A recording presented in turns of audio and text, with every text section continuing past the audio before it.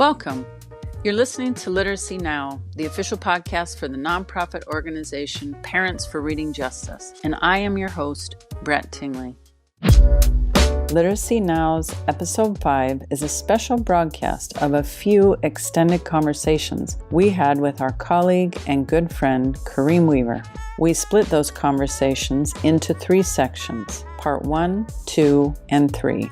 Kareem Weaver is a co-founder and executive director of Fulcrum, which partners with stakeholders to improve reading results for students. He is the Oakland, California NAACP's second vice president and chair of its education committee. His advocacy is featured in the Jenny McKenzie film, The Right to Read. Kareem also appears in our Masterclass, which we encourage you to check out.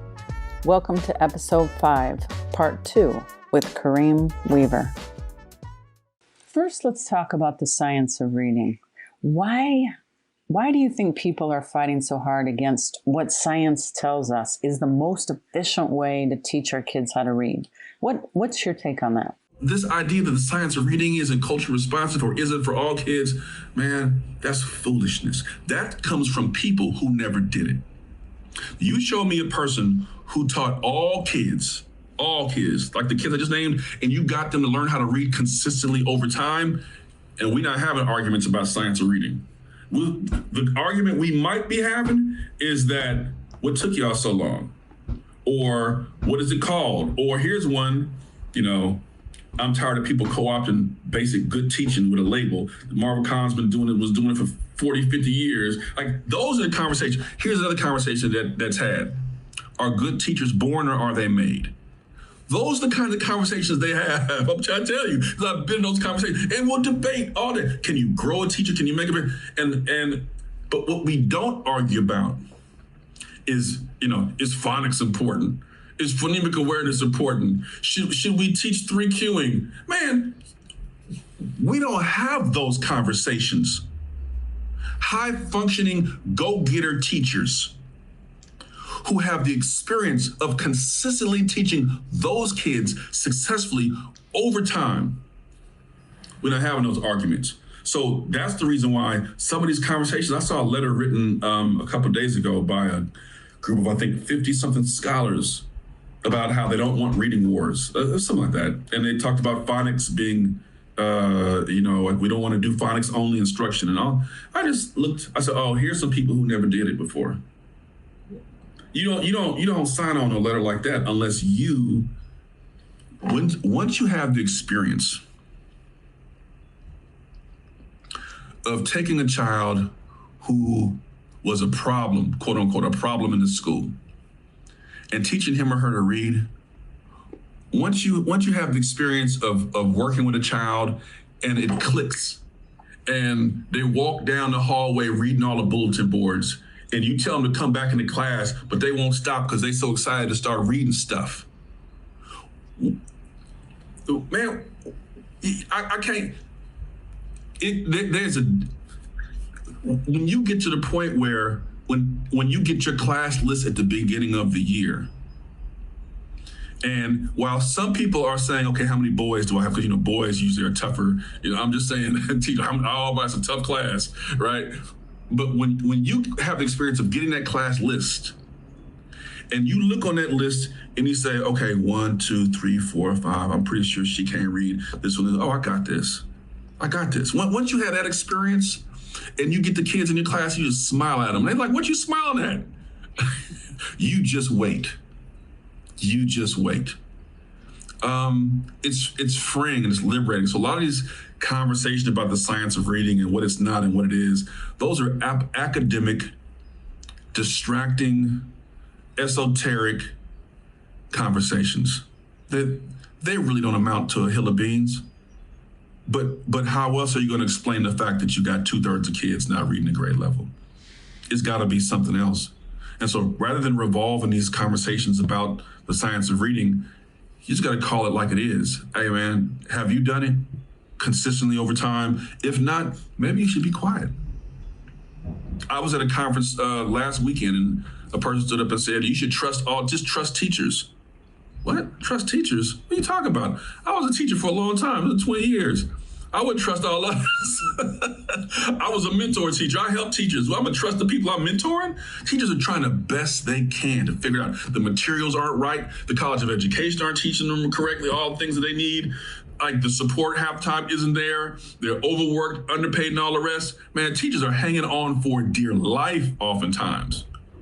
And some schools don't even have enough. Trust teachers is a very quaint, cute slogan. How about pay teachers? How about train and support teachers?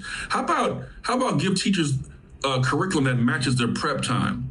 How about help teachers know the science of reading? How about offering them professional development with a stipend so they can learn the things they didn't learn in grad school? How about that? But these slogans about, oh, you got to trust, come on, man. We got 2/3 of kids. And here's what I say, and I hate to harp on this, but this is very, very important, I think. There are some people who have this romanticized view of teachers. You know, we got 20 arms, 15 legs, a medical degree, and this, that, and the other, and you got to trust them. And if you just trust teachers, you'll be okay. Well, first of all, teachers are human beings. They're flesh and blood. They have families. They have mental health. They have mortgages. They are moms and dads, sons and daughters. Okay, so the first thing is you have to begin to see them as human beings, with all the flaws and frailties and limitations that comes with that. The second thing is how disrespectful is it for people to think that teachers hold all the answers, all the secrets, all the knowledge, and they're just not doing it? That they're somehow choosing to withhold that stuff from the kids. And yet 2/3 of the kids aren't reading but trust teachers. You really do think that if the teachers knew and had all the right tools and all the right materials and had the knowledge and all these things, you think they would hold that back? Do you think that little of educators? Do you know how many sacrifices educators have made to be there? It is the most cynical, I find it wholly disrespectful. Most teachers, if they knew what to do, they would do it.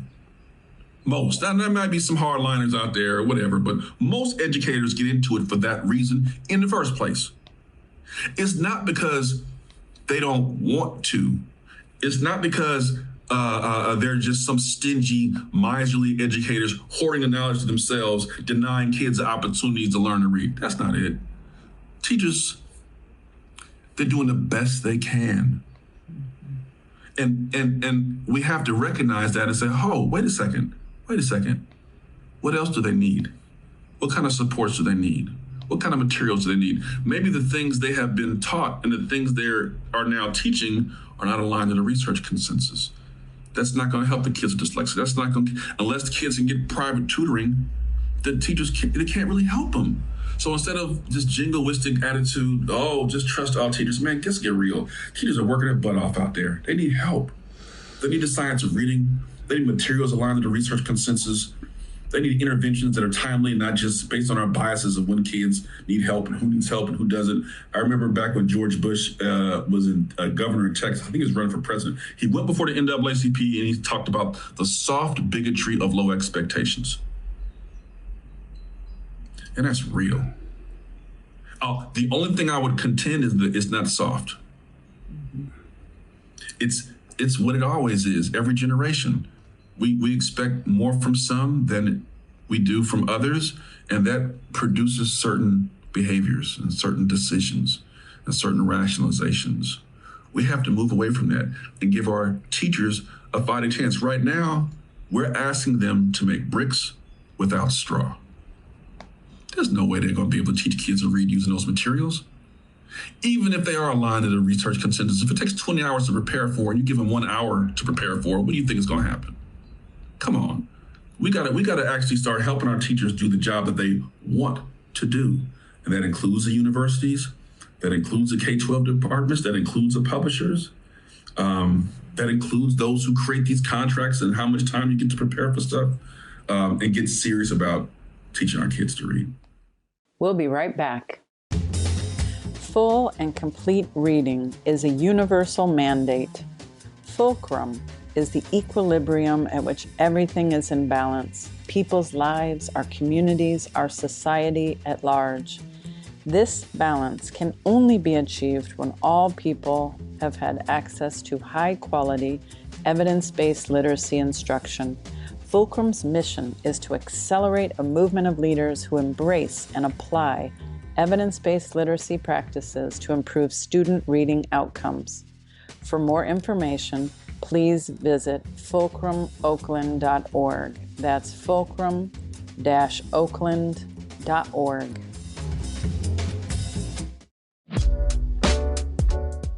Parents for Reading Justice is a nonprofit grassroots movement dedicated to ensuring every child learns to read by engaging parents and educators in adopting the science of teaching reading.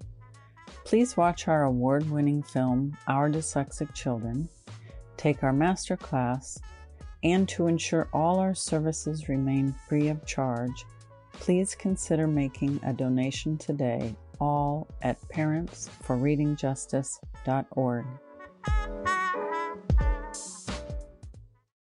What do you think, having been a teacher, the most effective way for parents to broach the subject or to get buy-in from teachers who may not know about this? Because most teachers don't. Yeah, most teachers don't. Okay. So the first thing is you have to put on your big boy and big girl pants. They might not like you. And that's serious. And most people tap out right there. The idea of educators or the school establishment not liking them, that's too big. They don't want to be a problem. They don't want to start trouble. There's a certain personality of parent who are just so kind and so demure. They don't want to make trouble. Sometimes you got to get in good trouble. As a former representative, John Lewis used to say, and for your kids, that's one of them. It doesn't mean that the teacher is your enemy. Let me just say that first of all. It doesn't mean that. The teacher may be a hostage. They got to teach this curriculum. They're doing the best they can, but what are they supposed to do if they teach something different? They get in trouble. So the mantra I've always used, and I talk with parent advocates all the time about this, and other folks in the NAACP, hard war, easy peace. Listen, if you're willing to listen to me and talk to me and help me figure this thing out for my kids' sake, I'll be your best ally. I'm going to write a letter to the superintendent talking about how wonderful Mr. Jones is. I'm going to tell your principal how phenomenal this one educator is. I'm going to write the local Rotary Club. I'm going to write the newspaper about how wonderful, so that when they mess, I'm gonna write the NAACP, so that when people start to mess with you, you'll have covering. And if you tell me as a parent that nobody is providing you training on the science of reading, we got you. That's when the parents rally together and say, hey, Mr. Superintendent, Mr. School Board Member, you know these teachers have never been trained in the science of reading and there's nobody in the department that's doing that? What are you gonna do about that? And you should be giving them a stipend for their time. But as a parent, I would just say this. You got to get specific and not talk in generalities. Don't let people tell you what level your child is on.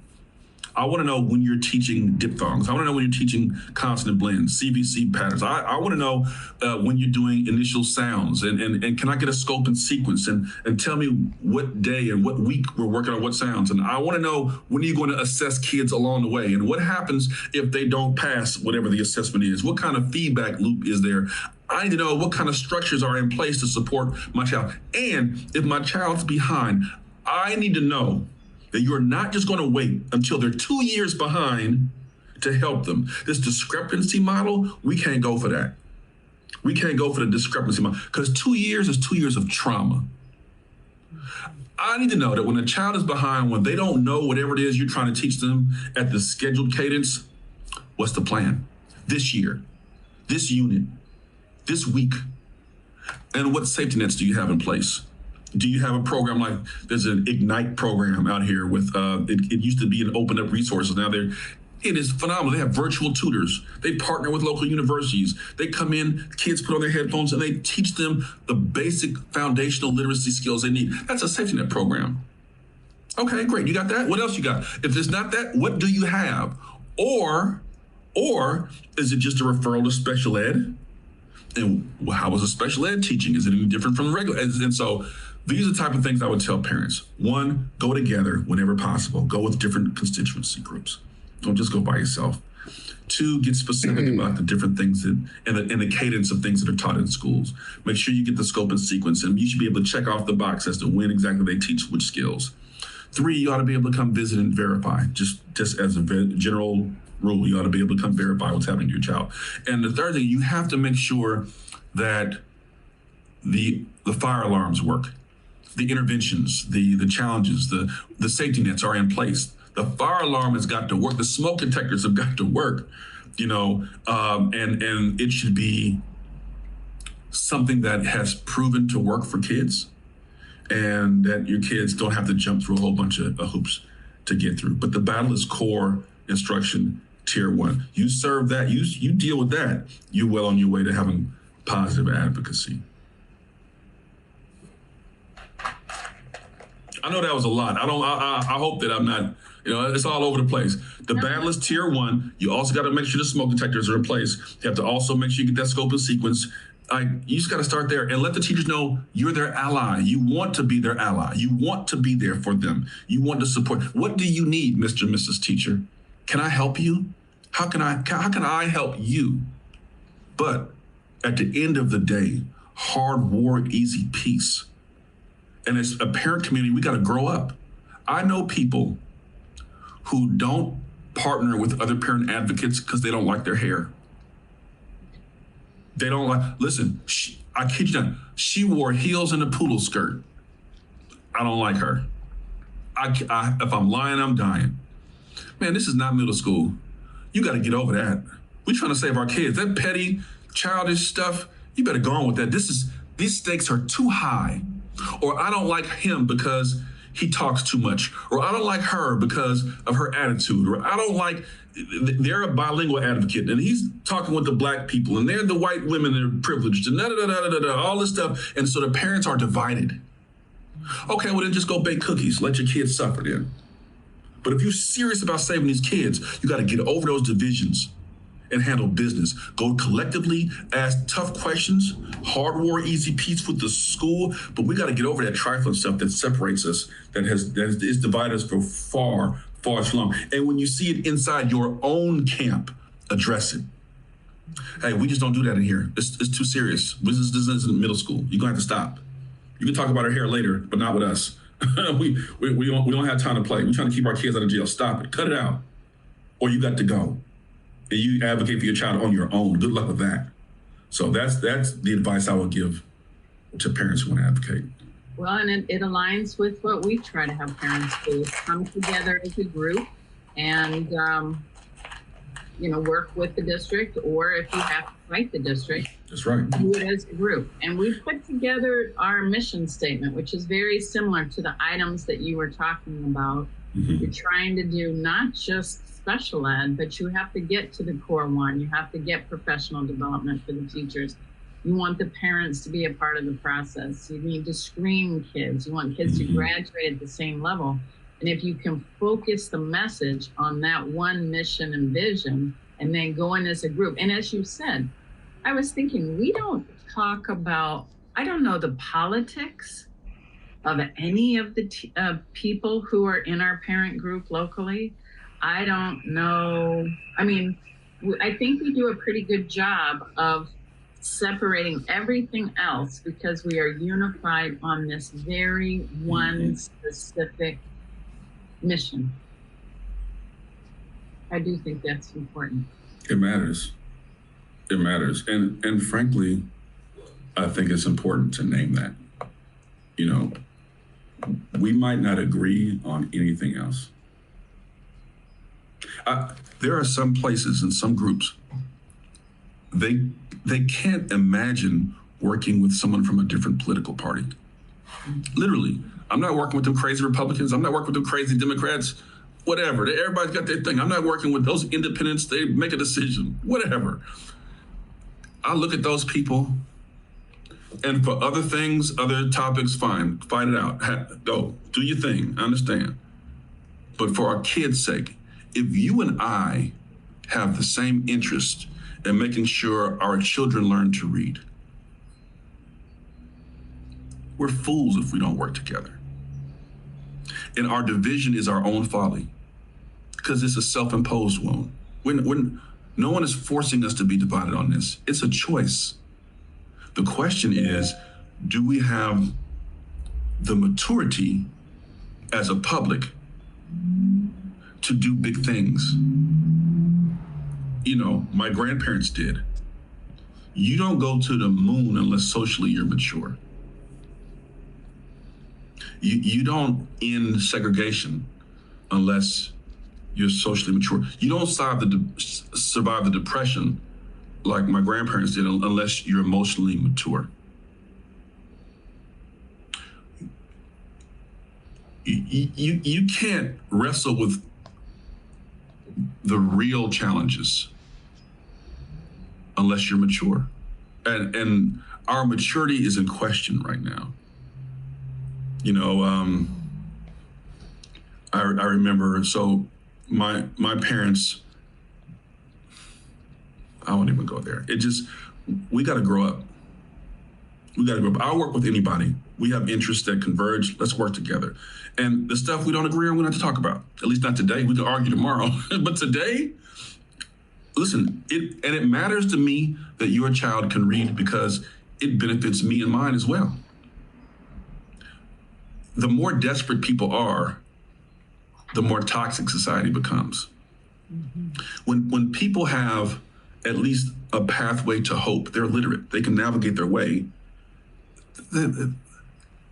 their self-esteem is better. Families are healthier. You know, they're more likely to stay together because there's a trauma that happens in families when kids aren't getting what they need. It impacts marriages and relationships. We have a healthier society that benefits everybody. You're a better taxpayer. You're more gainfully employed. You're more secure. You're a more stable partner. You become a better resourced, a less stressed parent and grandparent nowadays, when you can when you know how to read. Your job isn't so scary that you're afraid for your life, because if you lose your job, oh my God, what am I going to do? So look, parents, we got to work together. And if we can't do that, then shame on us. Shame on us. Well, and I was going to ask you, kind of as a concluding thought, to use your clinical community psychology degree and tell us about the societal impacts of illiteracy. But I feel like you've been getting into that. Well, let me just say this. The societal impacts of illiteracy. My youngest daughter saw a newspaper article in the Mercury, I think it's Mercury Times. It's out here in the Bay Area. And it said 75% of Black boys in California, can't read or illiterate or whatever. And she was 13, I believe, 12 or 13. And she looked at me. It's like, Dad, is this true? I mean, she's just at the age where she's starting to like boys and everything. Is this true? And I could see her wheels turning.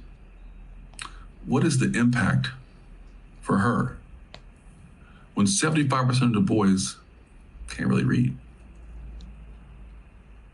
What, just in terms of societal impact. And I know, nowadays, you know, what's kosher and not kosher talk about. I'm just saying, like, we have to start thinking big. From a clinical community psychology perspective, how do we let it get like this? What got me into that field was I was a little boy, and I can remember reading books on segregation and the civil rights movement. And I'll never forget seeing a picture of two charred bodies. They were burned at the stake of Black men. And there was a crowd of people around them. Throngs of people just all over. And I saw little kids in there, little kids. And I used to ask myself, How could they let it get like that? You can't tell me that everybody in that crowd was ignorant of the fact that this was wrong morally. You can't tell me that. How did they gloss it over? What were the narratives that were agreed upon? What were the silent deals made that we just won't go here? Or when you think about a Nazi Germany, I used to always ask myself stuff like this as a kid. That's why I went in that field. The people who were there on the ground, you see the smoke, you see what's going on. People are disappearing. How could you not? What kind of rationalizations had to have been made? What kind of community agreements about what we will and won't talk about? I'm sure there was a lack of freedom of speech. There had to have been. What were the newspapers saying? What was on the radio? Sometimes communities agree to avert their eyes. With this reading challenge that we have, it's our first step. We have to agree as a society that enough is enough. We're not going to act like those three little monkeys, see no evil, hear no evil, speak no evil. We got to stop it. There aren't enough Kardashian shows. There isn't enough NBA basketball. There isn't enough CNN political theater that you can watch to get me to take my eyes off our kids and what they need. Now, I can't speak for everybody else. I'm a big time Raiders fan. I'm a big time, I love my sports, but I love my kids more. I'm into politics, but I love my kids more. I like my music and this, and I like all of, I'm a human being. I love to cook and this and that, but I love my kids more. So I can't let divisiveness or distractions, whether they be in my household or as part of the community, keep me from what's in the best interest of children. And collectively, we just have to go there. We have to go there. Like, we can argue about everything, fine, but not on this. We got to be laser focused on what our kids need and what's going to help them if we're going to make any progress at all, instead of just spinning our wheels with all these weapons of mass distraction that are out there and focusing on those other things. Wow. Absolutely. And that's, once you start doing this work and really get involved, it does become something that is hard. It is very focusing. So I agree. Brett, our kids have no chance whatsoever if we don't get this right. None. I've heard people talk about the privatization of schools. We're privatizing schools and charter schools and private schools and all types of stuff. The biggest privatization in schools is literacy. We're privatizing literacy. If you have the money to get private tutoring, or if you can squeeze enough resources from friends, families at a second or third job, if you have that, if you can get private help for your child, you got a shot. You got a shot. Yeah, sure, there's 30%, 35% of people who their kids are going to learn regardless of whatever you teach them, fine. I'm not talking about that 35%, that's a third. I'm talking about the other 65%. If you don't have the money, or if you can't get the money, man, your kid is in a world of hurt for the rest of their life. And we don't want to wrestle with that. Or if we're too busy working 2 and 3 jobs, we can't even pay attention to see what our kids need. It shouldn't have to be an economic thing. We all pay taxes. At least I hope we pay taxes. We pay our taxes. That's part of the public trust. And that's the institution that we fund to do this very basic thing. Keep them safe, teach them how to read. Everything else we can talk about later. But those 2 things are non-negotiables in the minds of parents who are funding this entire endeavor. So if the university is in the way, they need to get out the way. If our own prejudices and biases and inabilities to work together is in the way, it's got to get out the way. If publishers who are making a ton of money off these schools are in the way, they got to get out the way. I mean, like the parents in Berkeley who sued in federal court because they weren't serving kids. Hey, sometimes it takes the courts. Sometimes. But they got to get out the way. Hard war, easy peace. But you got to be willing to go to war. Nothing's going to get done. This wouldn't be like this if it was that easy to get around. It's a battle. And you got to be willing to put on your big boy and big girl pants and go to war collectively to get something done on behalf of our kids. Makes me think of more and more things that we can do here. I am inspired. So I appreciate so much your work. Well, if inspired means you're going to keep on working, please do that. We need people to work. We need people to lift up their voices. We need people to write letters. We need people to check on these school boards and policies and make sure the curriculum is aligned to the research consensus. Check the teacher's contract to see if is it aligned to the, listen, they're running game on you if the teachers have a curriculum that takes 5 hours to prepare for and the contract only gives them an hour of time to prepare. I kid you not.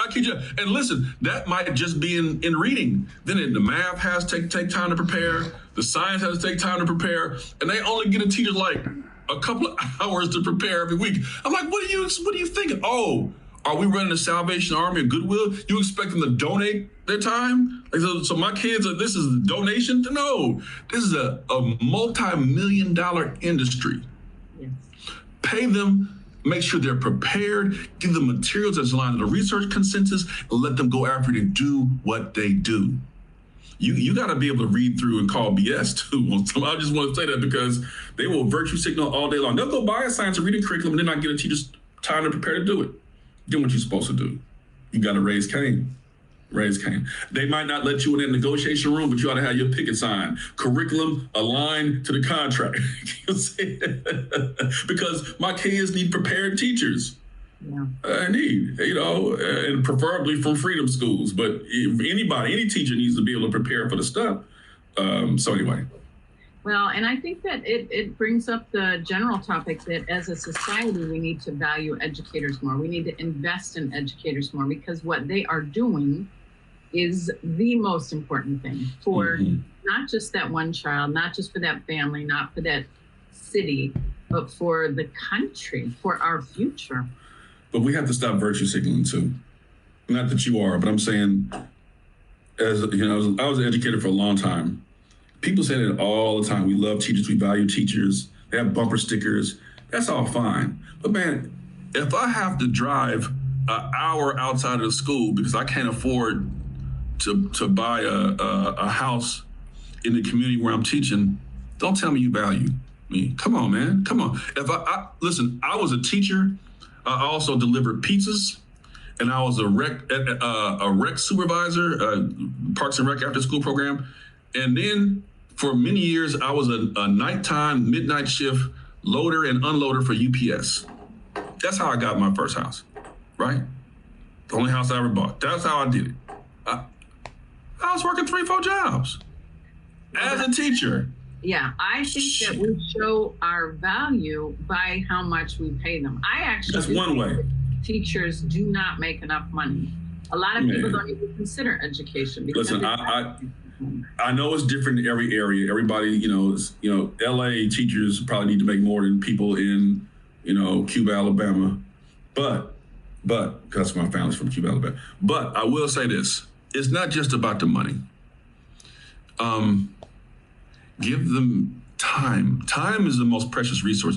Time to research. Time to explore best practices. Time to go visit others around the city, the state, the country, wherever. Make sure the working conditions are right. Make sure they have time to prepare. Have good leadership in place. The principle matters. People usually don't leave jobs, they leave bad leaders. And give them high quality materials that actually work, that evidence shows work. So it's research based, that you can look at the study and say, oh, this percentage of kids started and they used this and they got to here. Okay, I'll invest my time. And give them opportunities for professional development where they don't have to just throw their time in the wind. Pay them for their time with a menu of options so that they can opt in where they, where it can fit with their schedule. So there's some things that we can do to support our educators so they can support kids.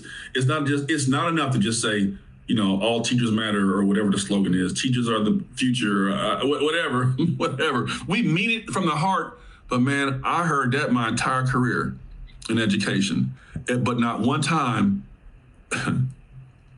That's all fine and well. That's appreciated. I'm sure people appreciate the kind words, but they need substantive things to support their practice and their families and their health.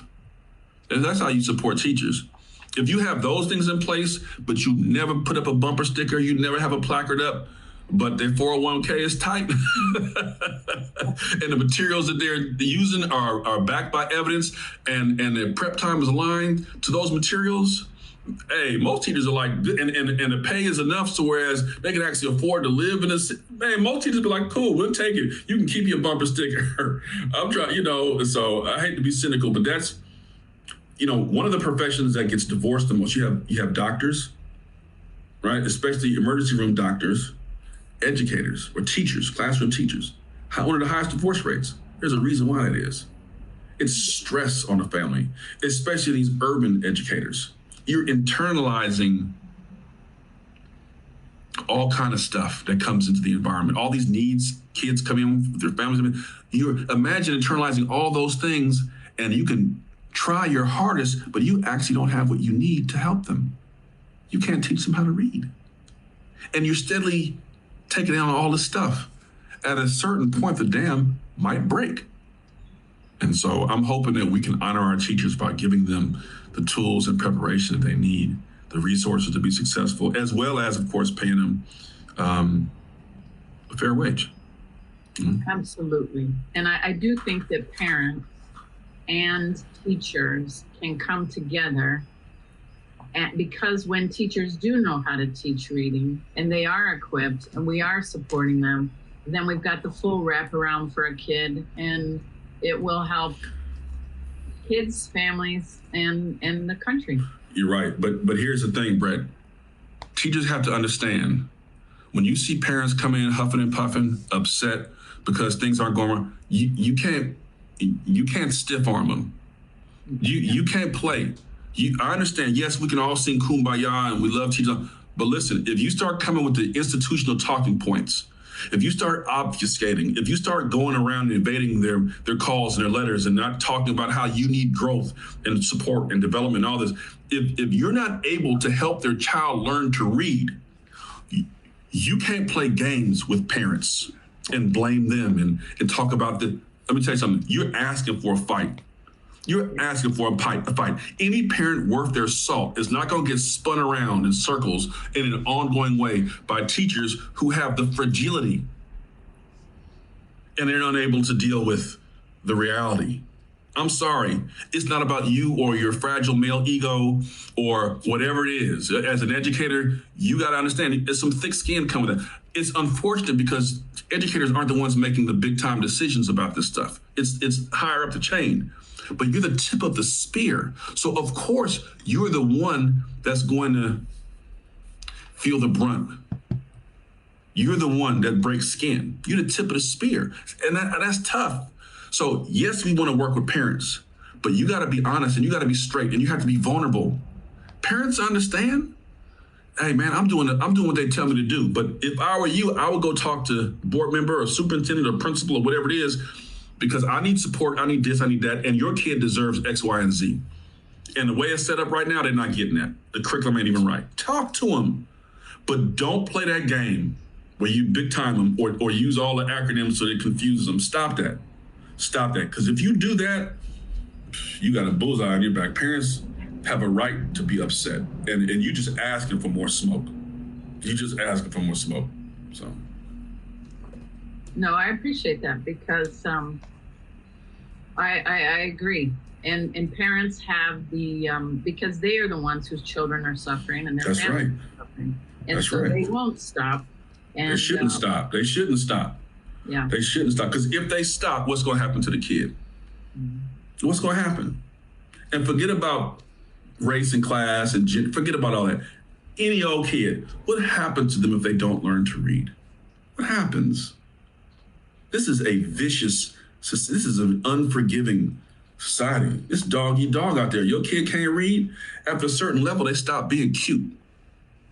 After a certain age, it stops being, oh, she's so nice. No. And maybe when you're in elementary school, fine. But now you're in 9th grade algebra. You can't read. Now you're a 25-year-old and you can't read. You can't even join the military. What are you going to do? So yeah, it's urgent for parents, and educators have to respect that. It's respect. I'm not saying you have to agree with all the tactics that parents use, but what you don't want to do is be evasive, be deceitful, make excuses for powerful people or poor leadership or publishing companies. Don't do that. Don't do it, because when you do that, you lose your moral credibility and standing with parents. Just be honest. Yeah, we need help. Your child needs help. And it may be beyond what I can do. Let's go get some help together. I need help too as an educator to learn and this and the other. And I would appreciate your support with that, as well as I help you get your child the help that they need. Just be straight. Literacy Now is a podcast designed specifically for parents in our effort to ensure every child learns to read. Parents deserve a seat at the table, and we bring their voices to the fore. We invite you to join the Parents for Reading Justice community on all of our socials, and make sure to visit our website to watch our documentary and to take our masterclass. All of our content is free of charge because every child deserves to learn to read. This episode was brought to you by parentsforreadingjustice.org, produced by Brett Tingley and Keita Mascaro.